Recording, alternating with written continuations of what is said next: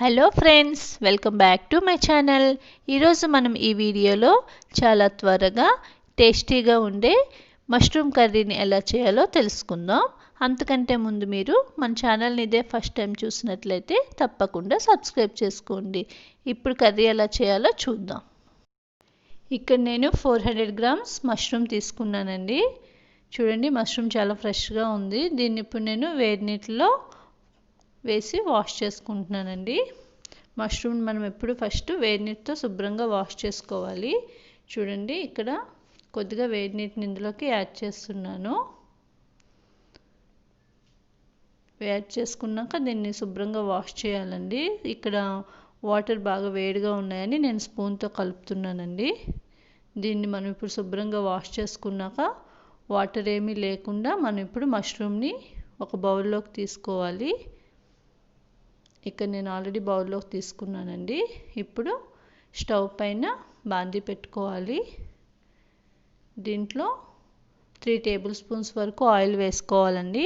Oil కొద్దిగా heat ఎక్కాక ఇందులో కొద్దిగా ధనియాలు వేసుకుంటున్నాను. అలానే కొద్దిగా సహజీరా, అలానే కొద్దిగా ఆవాలు వేసుకుంటున్నానండి. దీంట్లోకి ఒక మీడియం సైజ్ ఆనియన్ తీసుకున్నానండి. చిన్న చిన్న ముక్కలుగా కట్ చేసుకున్నాను, దాన్ని యాడ్ చేసుకున్నాను. అలానే ఒక పచ్చిమిర్చి, కొద్దిగా కరివేపాకు. కారం ఎక్కువ తినే వాళ్ళైతే 3 నుంచి 4 పచ్చిమిర్చి యాడ్ చేసుకోండి. ఇప్పుడు మనం ఆనియన్స్ అనేవి బాగా వేయించాలండి. కలర్ బాగా చేంజ్ అవ్వాలి. సో ఆనియన్స్ అనేవి బాగా వేయించాక దీంట్లోకి ఇప్పుడు నేను 2 టేబుల్ స్పూన్స్ జింజర్ గార్లిక్ పేస్ట్ని వేసుకుంటున్నానండి. ఈ పేస్ట్ అనేది పచ్చివాసన పోయేంత వరకు వేయించుకోవాలి.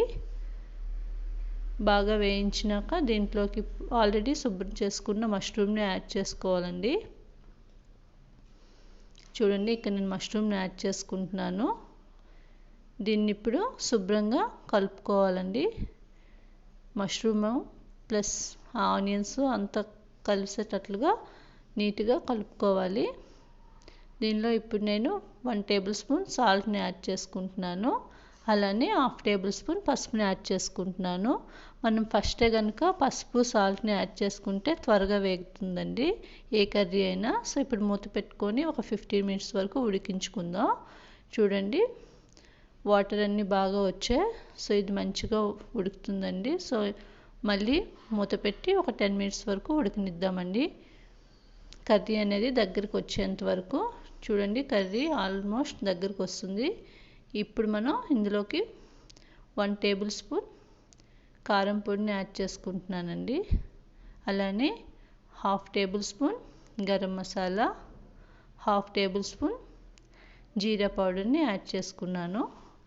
ఇప్పుడు ఈ మసాలాలన్నీ కర్రీ కలిసేటట్లుగా బాగా కలుపుకోవాలండి. బాగా కలుపుకున్నాక దీనిపై మూత పెట్టుకొని ఒక 10 మినిట్స్ వరకు ఉడకనిద్దాం.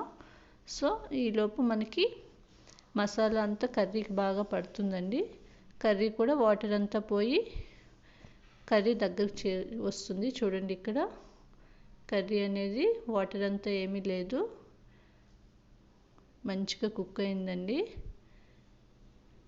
చూడండి, ఇంట్లో ఇప్పుడు మనం కొత్తిమీరతో గార్నిష్ చేసుకుంటున్నాను.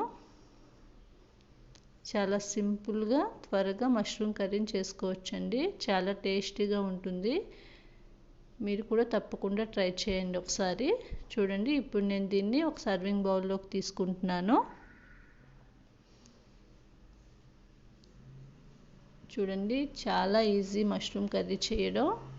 సో మీరు తప్పకుండా ట్రై చేయండి. మీకు కనుక ఈ వీడియో నచ్చినట్లయితే మీ ఫ్రెండ్స్ అండ్ ఫ్యామిలీ మెంబర్స్కి షేర్ చేయండి. Thank you for watching. Bye bye.